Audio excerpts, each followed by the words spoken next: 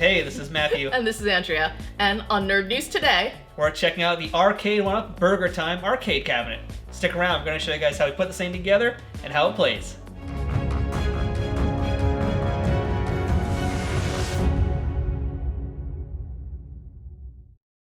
Hey, this is Matthew. And this is Andrea. Welcome back to Nerd News today. And as you guys saw today, we are checking out the Arcade1Up Burgertime arcade cabinet. Big thank you to Arcade1Up and Tastemakers for providing us with this awesome cabinet. That's right, they sent this to us right after Toy Fair, and unfortunately it's been a few months since we got it because of everything that's going on in the world, unfortunately. Yeah, thank you, pandemic.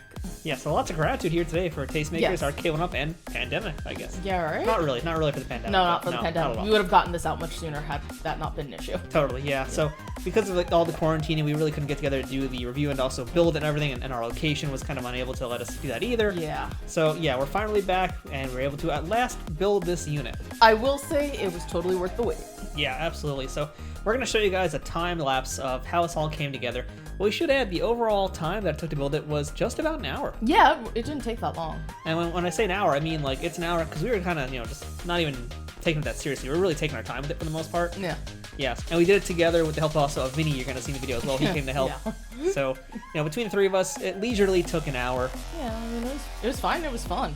I mean, yeah, it wasn't that bad at all. It was actually pretty easy. The instructions were not that bad. Instructions were pretty straightforward. Yeah. As long as you paid attention, you're not going to really run into any issues. Yeah, so for those of you who don't like to read the instructions, guess what? You need to read the instructions. You don't have to read them too hard, but you gotta look at them a little bit. But again, it's very, very simple. As long as you're following the instructions and the really nicely done illustrations, diagrams, you'll be fine. It's the instruction manual is just fairly perfect. Yeah. It was great. Going through that was just fine. And since we're on the topic of who we built this piece with, which was three of us, there's a pretty important thing we learned while we're doing this. Communication is key. For the most part, you have to build everything in order. There are only a few areas where you can one can be working on, say, the electronic part, another could be working on the riser and the actual cabinet, but you have to communicate with each other because there were times when, it was just like, oh, suddenly, one's just doing everything and you don't know what we're doing. It's hard to it just comes down to communication. So there were a few wonky things you noticed as we put this thing together. So I think the biggest thing to watch out for is the dowels. That's for how you're building this thing and you can start to get... So you need a Phillips head screwdriver. Please make sure that it's not a fancy Phillips head, just your basic. We used this really cool Phillips head that had, different, where you could rotate it and it could just be different screwdriver heads. But unfortunately, because of the attachment, it was really bulky and it made it more difficult to get into some of the more, some of the smaller areas. So just make sure it's plain Phillips head. That's really all you need. They provide the screws, the stickers, the instructions. They provide pretty much everything else. And there's a little small handful of replacement parts, but not many, which is why you also need to be very careful what you're doing and paying attention to what you're doing. Mm-hmm. For the most part, we found everything to be okay. Most of the things fit in just fine. And typically, if they didn't fit in all the way as you were kind of like sizing up, once you put them together and actually compounded them together, then they fit. Yeah, but we did run into, but as I said, we did run into a problem with the dowels. We did have a broken one. We had a broken one because we tried to put two pieces together, and again, I was doing that on my own without help, and it just kind of flopped over, and one of the dowels snapped in half completely. Yeah. And again, that goes back to the communication thing, because we weren't properly communicating with each other at that point, otherwise I would have helped you with that. Just be careful of that. I mean, the dowels are small, so they will break pretty easily. But they do a pretty great job of actually holding the unit together. Oh, yeah. Which is a surprise, but it's great. No, it's great. Seriously, this thing is literally put together with dowels and screws. It's fantastic. It's not that heavy. It's, it's pretty sweet, to be honest. Yeah. So another weird thing is with the screen, the LCD screen that comes here with this TV. So with the instructions, I don't really think, I don't remember if it lets you know or not, but I don't think it tells you when to remove this protective sticker that's on the screen. I believe it actually tells you to put it on literally right after.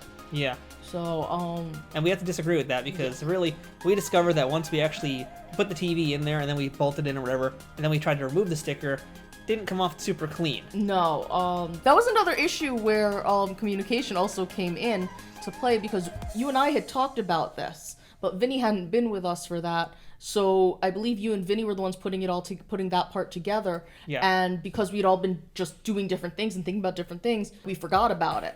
So we had talked about doing that. We planned on doing it, and then we didn't. And yeah, it was a little bit of a problem.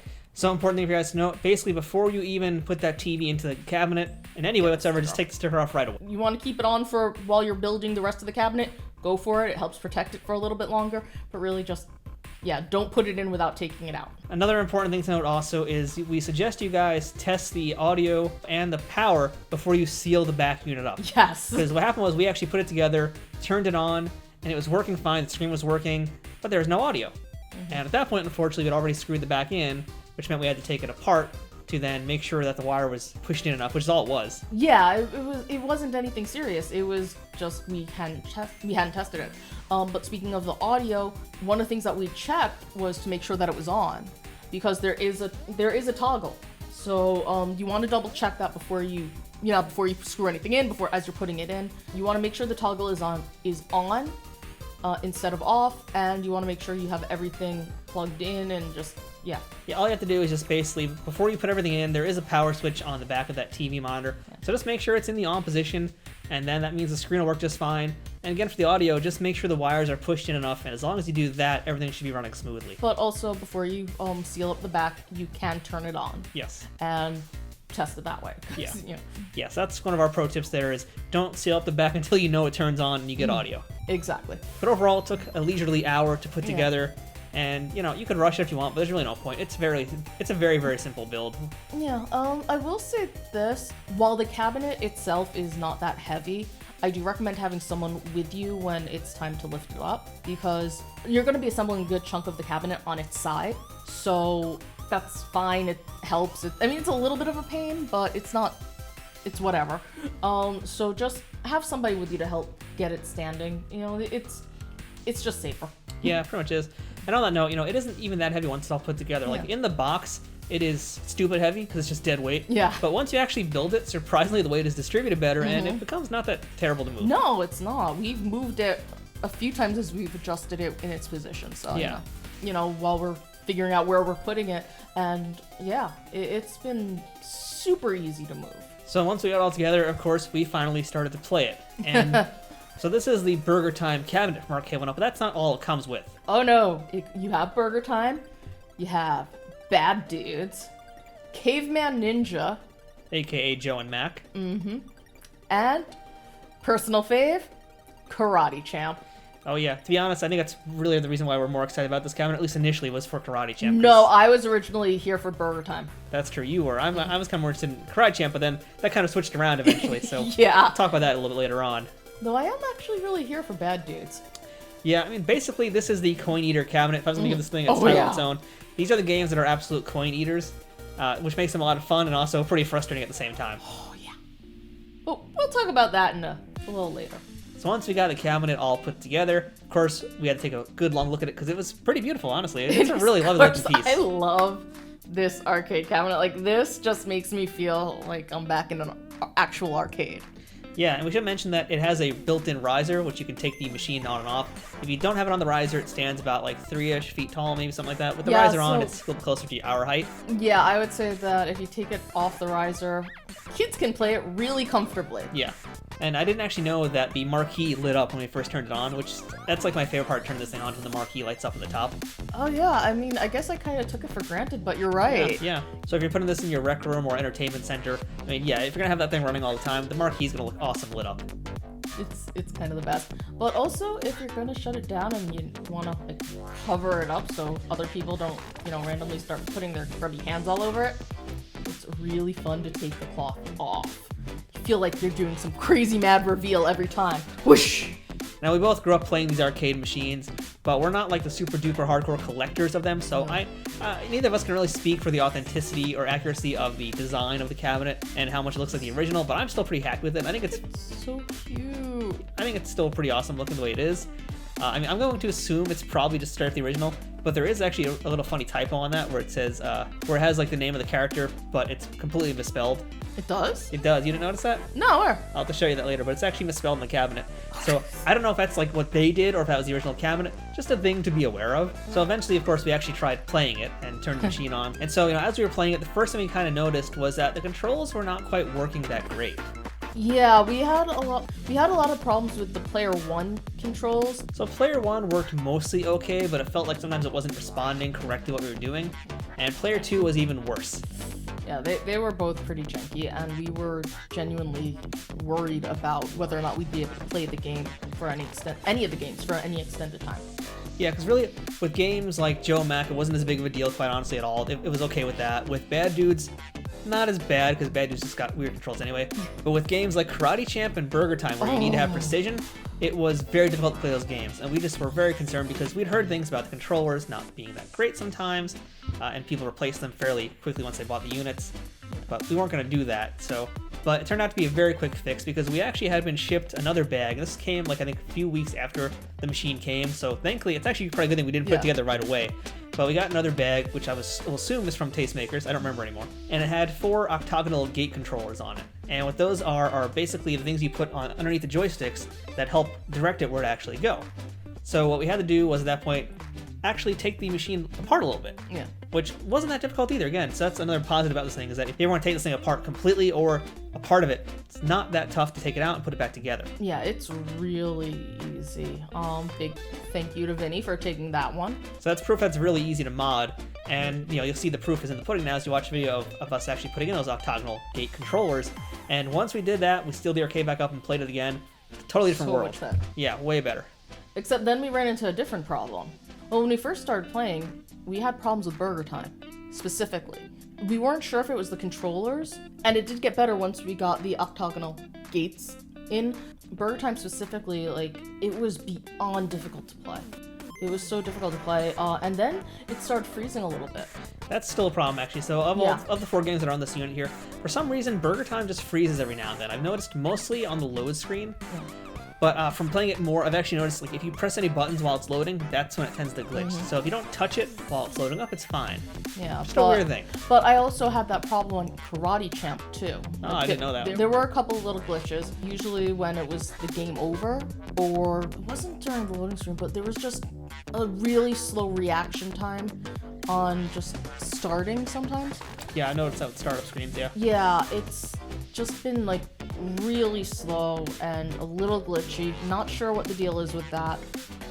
But yeah, so it's just something to be aware of. There is a little bit of glitching going on. It's not like anything that's going to stop you from playing the game. It's just basically a slower load time with the glitch. But once we got those octagonal gates in there, everything was much, much more playable, way easier to play with, and, that's when I think the test really began.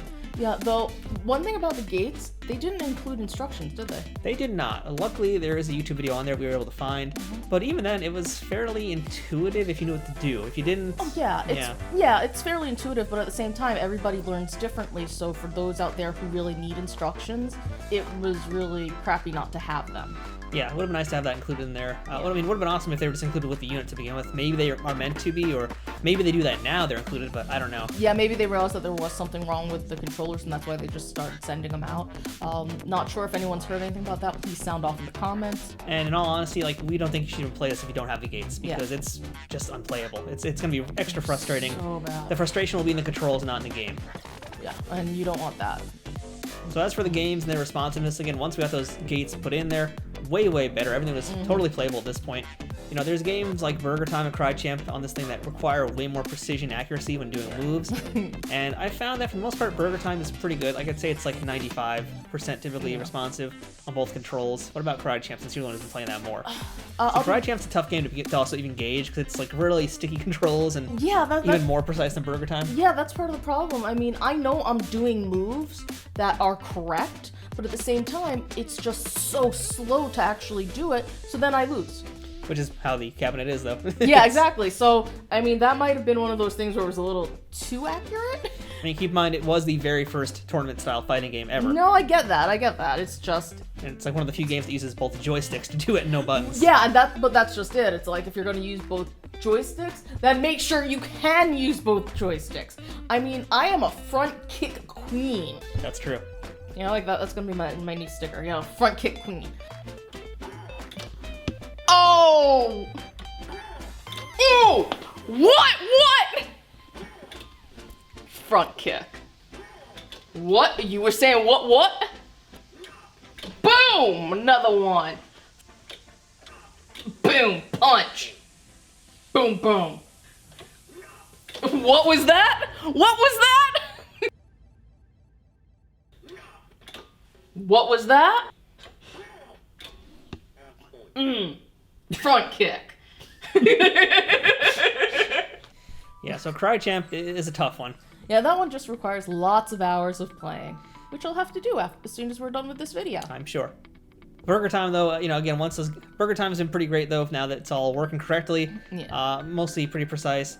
Bad Dudes, again, doesn't really require as much precision. I think those controls are just naturally not the greatest either. Yeah. We've actually played the legitimate arcade one not that long ago, and so we can attest to that one, being that those controls are not the greatest. It's not the most interesting in terms of gameplay. No, but it is fun to get through it, and then at the very end have all ridiculous, oh, you won, you saved me, oh, Mr. President. It's a fun game, it's a fun beat 'em up game. And Caveman Ninja is another game that's, really both Bad Dudes and Caveman Ninja, you have to play with someone else. You can't play this by yourself. I think Caveman Ninja is probably like the toughest to really pick up and master.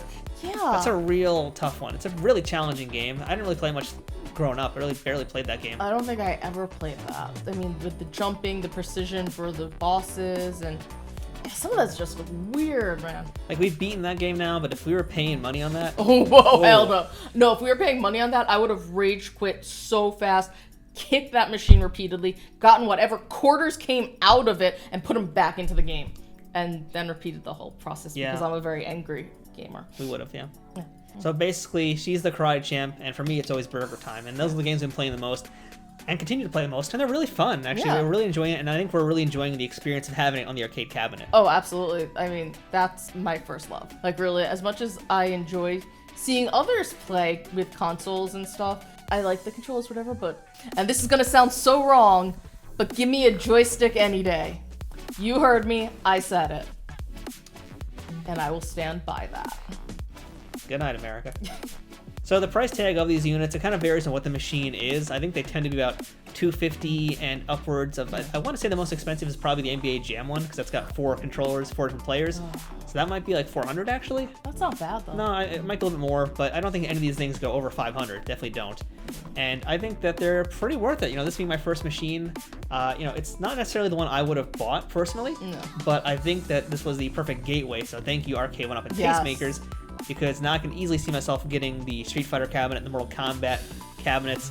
I kind of want to get that Marvel vs. Capcom cabinet. No, I want Gauntlet. I want the Turtles, but I want Gauntlet, the Gauntlet one. Like that's the one I really want. And I think another upside, another comment to how much we like them, is the fact that we were talking about modding them almost immediately. Like, because they're easy to mod. Since they, as you mentioned, we had to do that change to the gates on the controllers. It was easy to come out. We could have easily put in a whole new set of controllers in there. Yeah. I think this is going to be super easy to mod. I've heard people that have done that to great success. So, I can see this as a great entry point for people who want to have the arcade experience but don't want to spend the full price on a real, authentic arcade machine, because those can be, those can go up and down in price pretty hard, but usually they're pretty high. So overall, really, just the one warning is with the controls, just if you're going to get this, get the octagonal gates to go with it, or else it's just not going to be playable. Construction, again, really easy. For someone like me who's not the most handy, it was still pretty easy to do and not much to look out for. Just a few little things to be aware of. And once you get it all together and get it moving, it's a lot of fun and a great experience. Yeah, I pretty much agree with you on it. As we said, construction was really easy. I thoroughly enjoy that because I don't get to do that often enough. Yeah, you had a good time putting that thing together. What? I like building things and no one will let me build things. It's so not fair. Because you can't be trusted with sharp objects. It was a screwdriver! You could stab somebody's eye out with that. I've seen what you've done. There were some precision issues involving the screws lining up with the holes properly, but overall, this was a really fun experience putting it together, playing it. I mean, we've been having a lot of fun with it, and I think it's absolutely worth it for anyone who's ever played an arcade game, who's actually played on a cabinet, and they kind of miss that vibe. And I also think it's a great gateway for kids, for parents to introduce their kids to this experience, because I miss the old arcades. I miss there being more arcades in the world. So this is a great way to bring that experience to your home. And maybe if enough kids really like it, we could get some of those back. So it's a really good blast of nostalgia and just solid gameplay and fun all around. Oh yeah, I mean, it's great bringing back some of these games. Like, seriously. We're going to be playing this thing till the end of time, I'm pretty sure. Yeah. And don't be surprised if you see another review here, because I'm pretty sure we're going to end up getting at least one more of these at some point. Oh yeah, definitely. We'll fight over which one later. Gauntlet. Yeah. Yeah. So I'm Matthew. I'm Andrea. And if you guys like what you saw today, please consider subscribing to Nerd News Today to check out all of our other videos we do here on the channel. Yeah, give us a like, subscribe, share, leave us a comment down below telling us, what you think of the cabinet, if you've had any experiences with Arcade1Up or any of their cabinets. Have you had the same problems as us? We want to hear from everybody, what their thoughts are on it. So please comment below. So we'll see you guys next time here on Nerd News Today, and until then, live long and game hard. Can we do Sure. that? Yeah, or party on. Yeah, I guess, yeah, why not? Screwdriver? Yes! See, this is why she can't have sharp objects. See you guys next time. I gotta run. Oh boy, yeah. Punch the cow. No! Oh.